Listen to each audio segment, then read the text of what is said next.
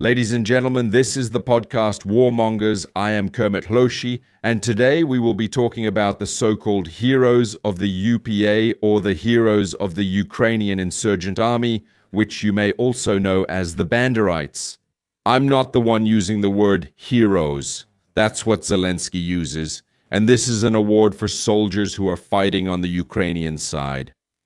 Zelensky awarded the Special Forces Group SEVA with the title Heroes of the UPA, which caused a strong reaction, especially from the Poles, mainly President Karol Nawrocki, who is a big nationalist. He commented that this is oxygen for Russian propaganda and that, in this regard, Ukraine is not ready to join the European Union because it hasn't dealt with its history and honors murderers and bandits. Ukrainian commentators responded by saying that Nawrocki is simply an idiot, that he's calling 500,000 people who were in the UPA and didn't commit any crimes bandits, that he's lumping all those people together, that he doesn't realize what the UPA was, that he's reducing everything to Volhynia, and at the same time that he doesn't mention the things the Poles did or what Ukraine went through to Ukrainians before and after, since it doesn't fit his narrative. Well, now I'm interested in how you perceive all of this, and we can start with whether you think the Poles are justified in their criticism, or if maybe that criticism is a bit misguided. First, I'd like to ask Hochi and Kermit to say something about this, and then I'll add my thoughts if needed. So, Hochi, you can start, please. Regarding Nawrocki, Nawrocki is simply a strong nationalist and a conservative. That means I'd compare it to how the SPD played on the wave of Syrian Germans. It's a major historical event, so Nawrocki here is playing on this shared historical issue between Poles and Ukrainians. Just so he can simply make himself more visible. If you look at Nawrocki as a president, he's not very visible in Poland, considering that he has foreign connections outside of Poland. So in my opinion, it's just an attempt to benefit from it a little. This could maybe be answered or not answered by those few Polish viewers whom I know come to the chat or watch my videos. How do they personally perceive Nawrocki? For me, Nawrocki is quite a problematic political figure in the sense that he stirs things up. But mainly he needs to unite the far right and nationalists, basically. And for me, this is something you simply have to say if you want to get the votes of Polish right-wingers. Kermit, what do you think about it? No, well, I would say that nasty overused phrase, and that is that both sides are right or that both sides have valid points. Ukraine, at this time when they are heavily dependent on Poland, shouldn't be making waves in this direction. They should just name it after someone else or just hold off on it for a while, until Poland is no longer such a crucial partner for them as it is now. And on the other hand, I understand the Poles that it annoys them because after all, there was a massacre. It was done by Ukrainians. Ukrainians did it based on their political beliefs at the time, because fascism was sweeping across all of Europe. And it seems to me that the whole situation could very easily have been avoided. And I think it's stupid that both sides let themselves, in quotes, be provoked into what happened. I hope it won't degrade any further. I mean, not degrade, that it won't escalate any further. Well, to a certain extent, it's also a kind of degradation of politics, because dead people are being dragged out of their graves to play a significant role in modern politics. And I think we can agree that these old conflicts should ideally be resolved through some kind of agreement. And they shouldn't just be brought to light to influence modern matters. There's simply no point in raising the dead and sending them into modern conflicts. We're not necromancers. And I really think we need to stop looking at history through the lens of World War II and somehow come to terms with it, somehow acknowledge that both sides made some mistakes at that time, Ukrainians should definitely acknowledge that they made bigger mistakes because objectively they committed more crimes against the Polish population and also against Jews, Volhynian Czechs, and so on. They should especially acknowledge it when they are in a weaker position than the Poles, because they need the Poles. And at the same time, they should acknowledge it when they need and want to join the European Union.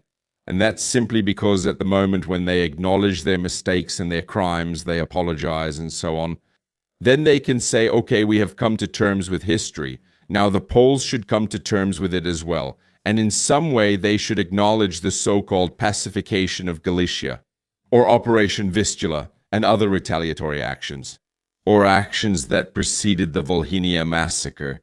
And for example, they should also mention the occupation of Western Ukraine at the beginning of the 20th century. So they should somehow address it and say, okay, we Poles did it too, and it was wrong. There were things that could have been done better. We also committed crimes against the Ukrainian people. We simply behaved terribly towards them. That doesn't justify the massacre in Volhynia, or the Volhynia massacre. It's not just that only Ukrainians did bad things and that we were innocent little lambs. I think this should happen, but the ball is in the Ukrainians' court. Do you agree? Koki? I don't completely agree. The Ukrainians have already apologized several times for the Volhynia massacre and similar things that were committed by the Ukrainian population, but it didn't just come out of nowhere, you know. As you said, with the division and occupation of that part of original Ukraine by Poland, there were also some expulsions and massacres on that side. So it's basically just a reaction to a reaction. Anyway, Ukraine has already apologized for it several times, publicly, through its presidents and parliaments. And always the issue around this event comes from the Polish side. That means, my opinion is that the Poles have not come to terms with that history today and will always keep bringing it up, just like our Czech SPD keeps bringing up the Sudeten Germans. Sure, but maybe it would be good to point out that Ukraine did apologize, but for example, they don't recognize that it was genocide, which for me, it met the criteria, if I can put it that way, for something to be considered genocide. Or at the very least, it was something like an ethnocide, a local genocide, let's say. It was very similar, but even several times worse than what the Czechs did to the Germans in the border regions, for example.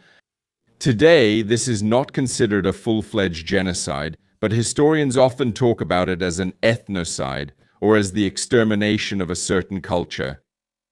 Which is true, the Sudeten Germans were a certain subculture, and we actually destroyed it, didn't we? It was similar in Western Ukraine, or basically in southeastern Poland at that time. When the Ukrainians massacred large numbers of Polish, Czech, and Jewish inhabitants.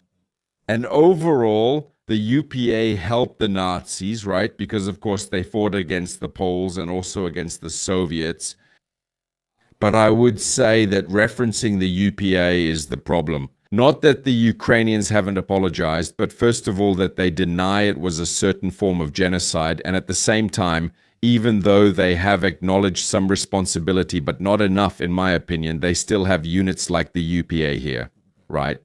Of course, I understand that we are at war, so at this moment when we are at war, you can't get rid of these references because it boosts the morale of the nationalists, whom you need if you want to wage war. But after the war, I would say that the Ukrainians definitely need to get rid of it. I have a few questions for you. All right. And the first one is, which units in the current Ukrainian army do you compare to the UPA? I don't compare any units to the UPA. The thing is, Zelensky actually granted a unit the title Heroes of the UPA, right? It's because there's clearly a reference and a connection. And from what I've seen, there are several hundred specific units at the level of battalions, companies, and so on, of various sizes that have some symbolism or names that refer to the UPA or Bandera. Yeah? Okay, that was the first thing. The second thing, I would definitely distinguish between UPA, OUN-M, and OUN-B. Because these are actually different groups from different years. Yeah, because UPA, as far as I know, was only formed in 1942 or 1943. But OUMB had already been around since 1940, and I think it started forming in 1938.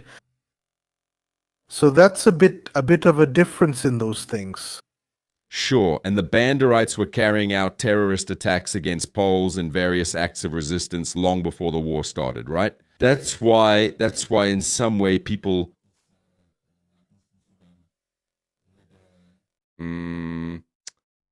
that's why people joined or sided with them, with the Nazis, because the Nazis invaded Poland.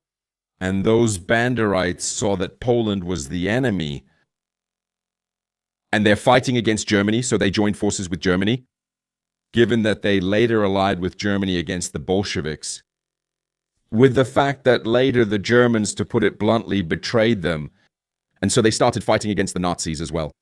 And here's actually kind of a dumb thing, that it's often said that if the Germans hadn't betrayed them, then they would just happily have a Nazi, simply Banderite Ukraine, and would happily conquer the Soviet Union with the Germans, right? And the only reason why the Banderites really started fighting against the Nazis was because the Nazis betrayed them. What do you think, Kermit? You haven't spoken in a while. I'll just tell you that the label genocide is actually pretty lenient when it comes to labeling. If it also involves culture, let alone extermination, then it definitely fits the definition of genocide. Like at 110% simply. Like if it's 5 people whose culture you're taking away, then it meets the definition of genocide. Okay, of course, but there it was 100,000, and that's not 5 people. Well, so it's completely... Yeah, sure, but so those genocides are even more so, or like I would say definitely even more, and as for some of those other things...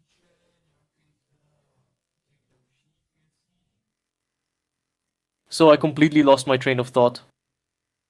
Well, I'm asking whether there's a bit of a problem here, that Ukraine is referencing a group that started out as a terrorist organization, fought for some kind of independence in the name of Ukraine, but allied with the Nazis, fought against the Bolsheviks, and then also fought against the Nazis. But the motivation for turning against the Nazis was purely because the Nazis betrayed them, and not like they didn't want to keep fighting against the Soviet Union and give Ukraine some kind of free state and these kinds of things. Yeah, so the motivations for fighting against the Nazis weren't really noble. And overall, the UPA organization, the Banderites, if we want to simplify it, they did a lot of hellish things with the Nazis and went against the Jews and so on, yeah. And it seems to me that overall, these references, sure, at this moment during the war, they work as motivation for certain nationalists in the Ukrainian army. Why not? But like the Banderites committed too many crimes and fought for too little good to be somehow redeemed. Like it was possible to some extent to rehabilitate people like Napoleon, right? Who today isn't seen as a brutal war destroyer, but rather as a kind of pride of France, for example. Yeah. Yeah, there just aren't enough good deeds for them to make up for their crimes, for example. You're really oversimplifying things for us. You're here to set the record straight. The Germans or Ukrainians didn't start fighting against Nazi Germany because they didn't want to help them establish a state.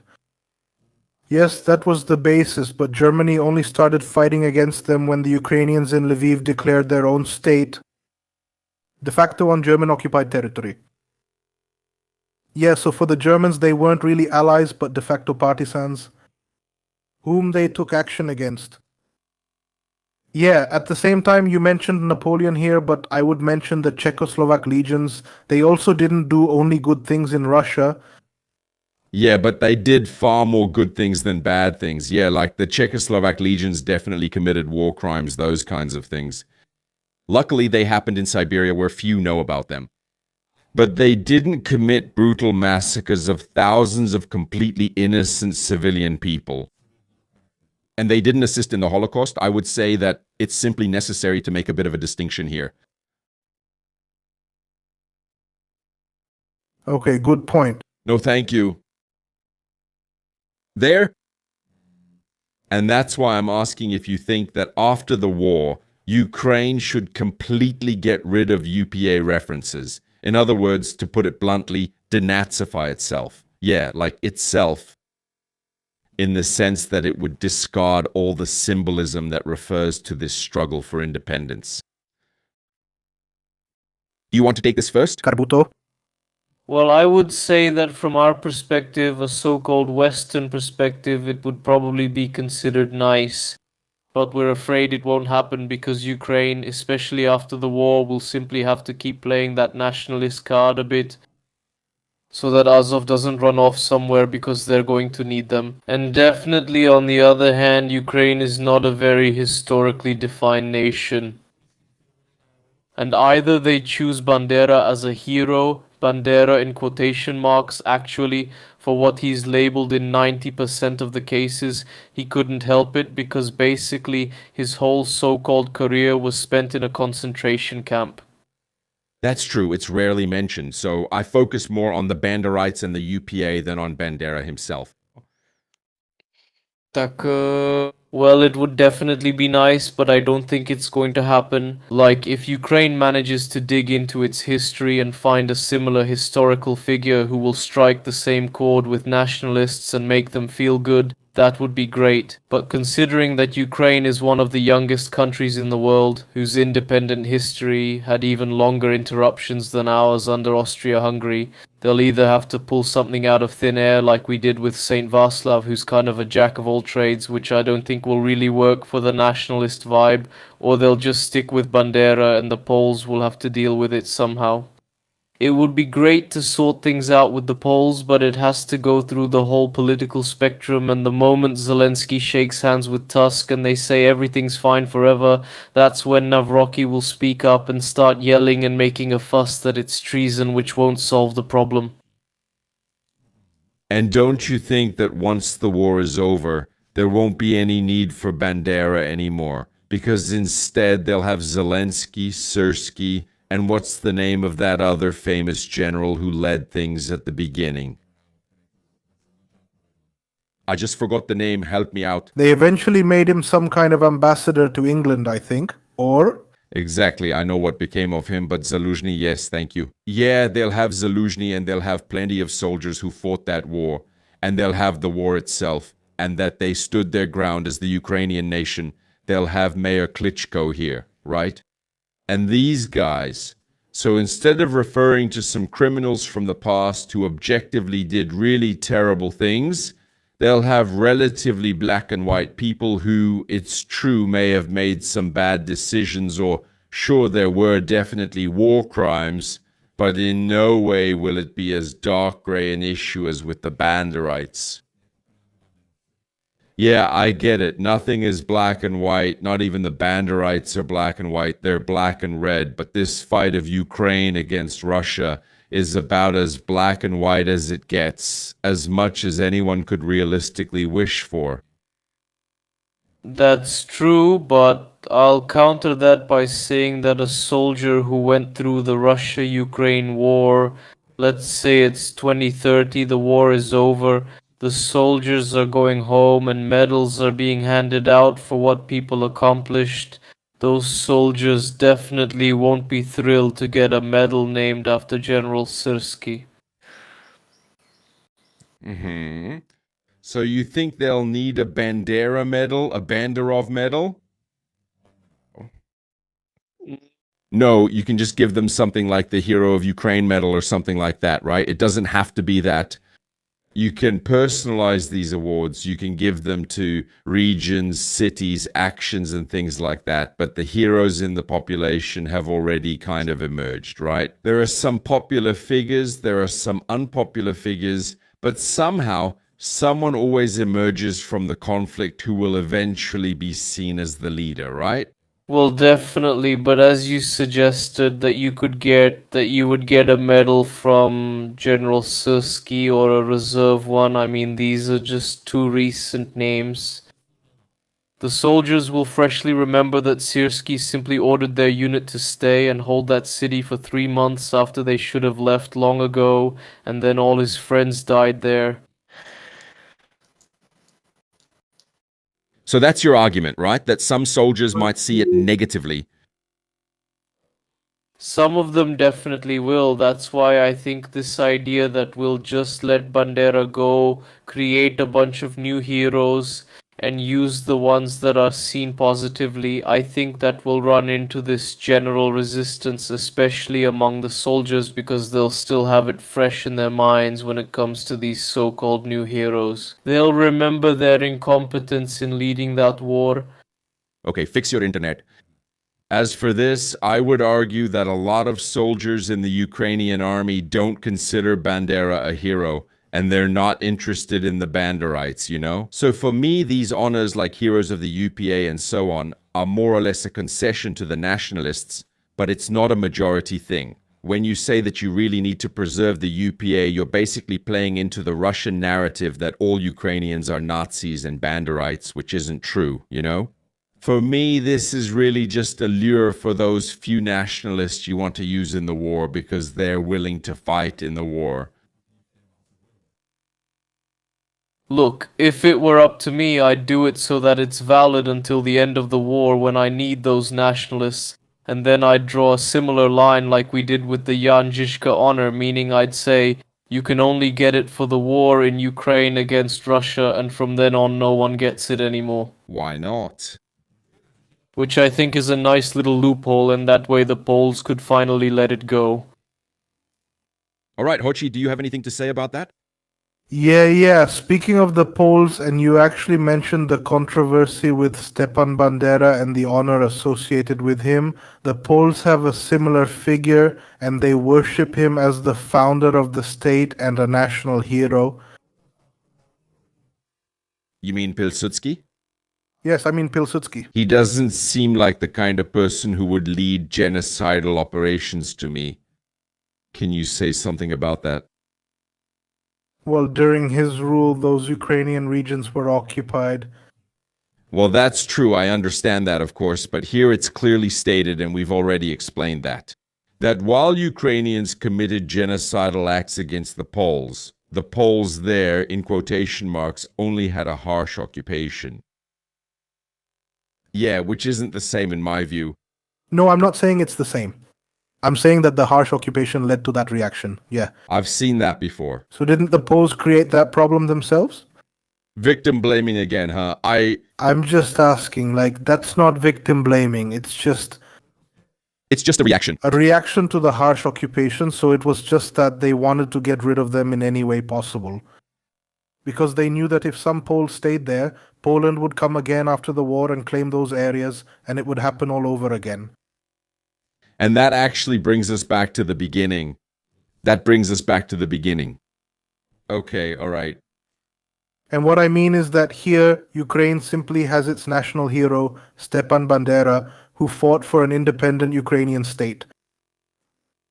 And besides that, the Poles have Piłsudski, who is also a national hero. Under his rule, these things also happened.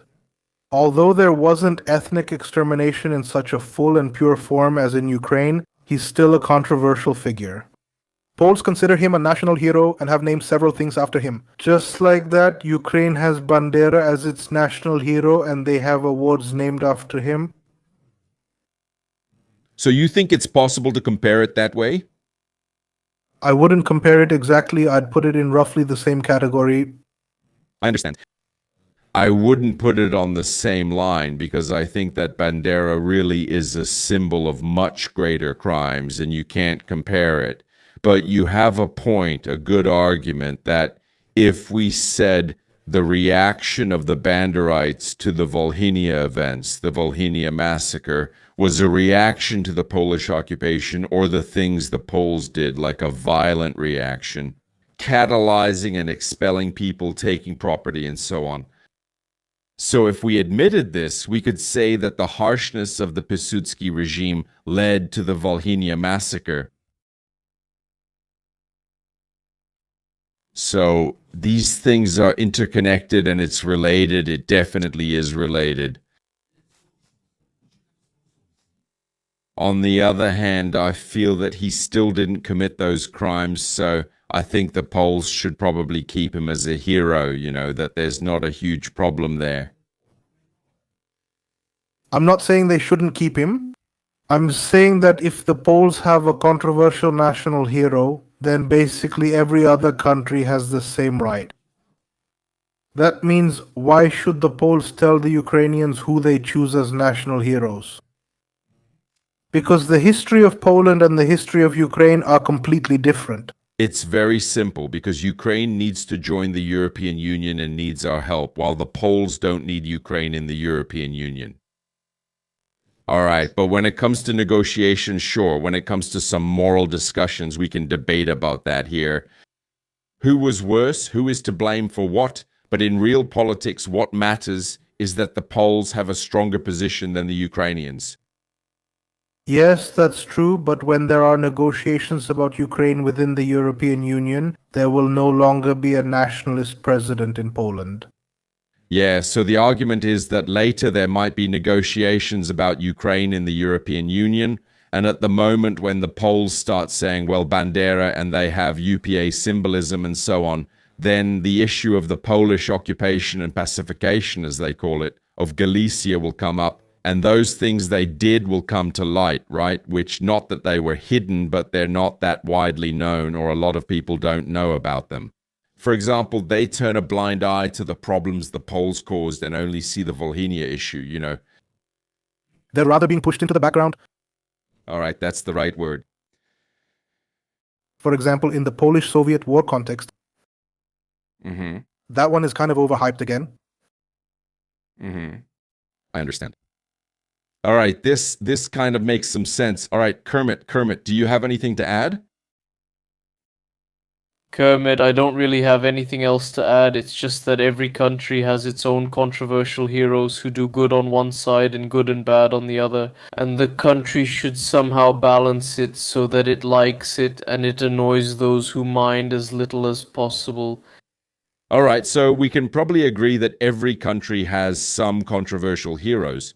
The problem with Ukrainians is that their particular hero, or a hero for a certain part of the population, who still has a pretty deep influence, for example, in the Ukrainian army and among Ukrainian nationalists, is more or less mainly a negative figure in history.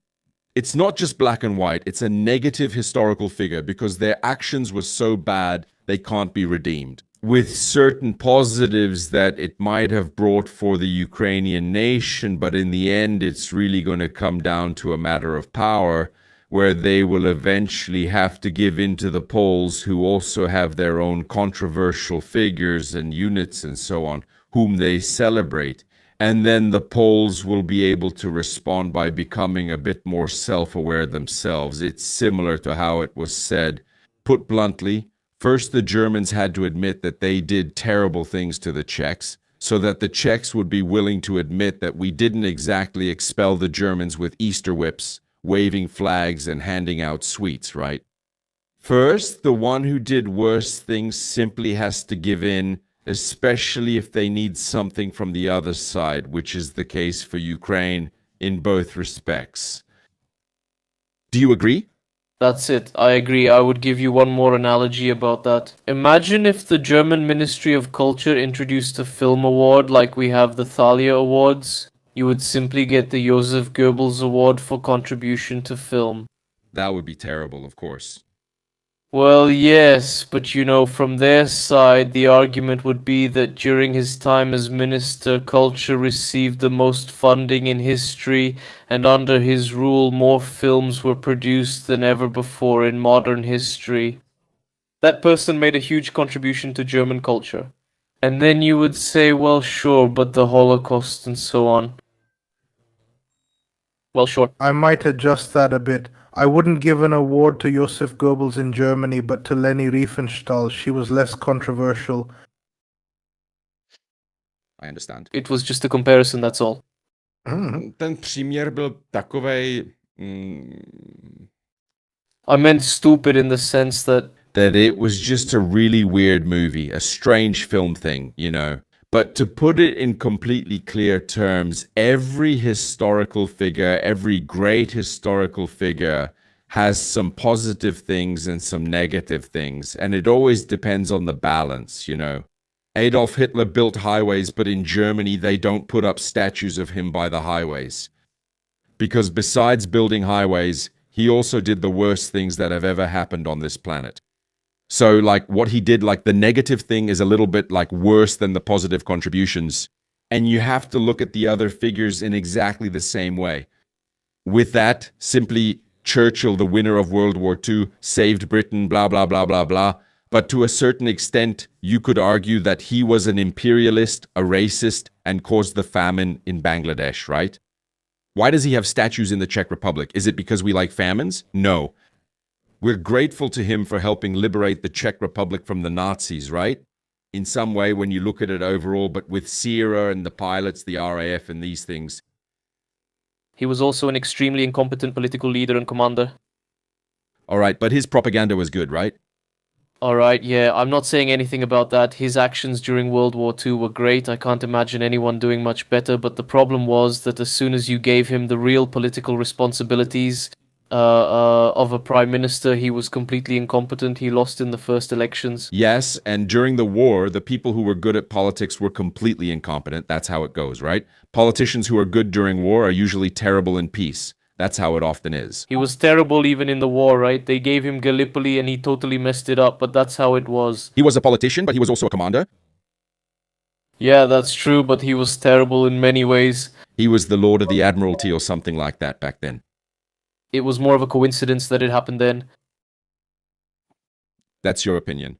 But here I actually want to talk more about the fact that there are a lot of historical figures who have both a negative and a positive impact, and it mainly depends on which impact is significantly greater. There are figures here who have more of a balanced impact or a more noticeably negative impact, but that negative impact was kept quiet for a long time. Belgians know a thing or two about that, right? And of course, we also have some figures who, if someone wanted to, could be considered controversial. For example, the famous Jan Žižka, right? And the Hussites. Kermit thinks they were terrorists. That's an oversimplification. But yes, like if the Hungarians wanted to, they could probably throw the Hussites back in our faces. What do you think? Or we could throw it at them since the Hussites later joined Hungary, right? Well, the Hussites, first of all, became less radical and the moderates won. That's the main thing to say, right? No, I mean the Brethren, right? Who later left the Czech lands and joined the service of Matthias Corvinus. You see, or we could take something very uncontroversial here, like the fact that the 42nd Mechanized Battalion is the St. Wenceslas Battalion. And if I remember correctly, during the Protectorate, well, if I remember correctly, right, I don't want to make things up, but I heard about it and I checked it right before the stream, that during the Protectorate there was a St. Wenceslas company and there was a St. Wenceslas decoration. So if someone really wanted to graft it on, they could say, aha, aha. So it refers to those Protectorate Nazis, right? To those collaborators. And you could say, like, no. It refers to the Przemyslid dynasty and St. Wenceslas. So I could say, yeah, to the Przemyslid dynasty. You mean the ones who bullied and militarily destroyed the Austrian lands? And you say, no. You mean the good Przemyslovics, right? You mean those same Przemyslovets who killed the Slavnikovets? And traded slaves. So yes, exactly those good Przemyslovics we learn about in our own history, okay? That's what it's referring to, not the real true Przemyslovics. And it definitely doesn't refer to the collaborator military units during the Protectorate, definitely not. But I mean, sure, if you want, you can find controversy everywhere. With Bandera, the problem is simply that it happened relatively recently, that it's still unresolved, that it's not a forgotten thing. And it's still alive precisely because the war exists and there are conflicts. And nationalism works in both Poland and Ukraine. Do you agree? Yeah. Yes? Excellent. So, is there anything else you would like to add? I would just like to say that the orders we award do not include any controversial figures. By the way, in the Czech Republic, we have the Order of the White Lion. Technically, that's a reference to the Przemyslid dynasty. All right. But why not? We have the Order of Tomáš Garrigue Masaryk, which the Austrians might have a problem with. Theoretically. or the Hungarians, to whom Tomasz Garrick Masaryk stole the Slovaks. Of course, if we simplify it again, then we have the order of merit and service, which is not controversial at all. But if we want to wrap this up, then the last word. What should happen to those Ukrainians? What should happen to the UPA? Kermite, boys. Kermite, start. Let's sum it up and close it. Well, there should be something like a address the elephant in the room, and Ukraine and the Poles should exchange opinions, not just yell at each other through articles. They should discuss what to do next and how to handle things moving forward. Poland should state it doesn't want places named after Bandera there. So the Ukrainians would say, okay, Bandera stays, but it can only be awarded until 2030 or until the end of the war. That way we kind of solve this nonsense we're arguing about here. And finally, after 80 years, we could be done with it. So they should just say Bandera will be here as long as cars with combustion engines are made in Europe, and that's it. Exactly. That's right, boys. I'm taking a different approach. I think Ukraine can establish its own honors however it wants. Even if those people are divisive, other countries around the world do the same, even within the European Union.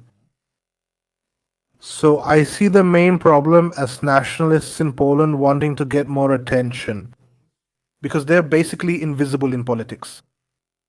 That's why they'll keep bringing up this old crap repeatedly.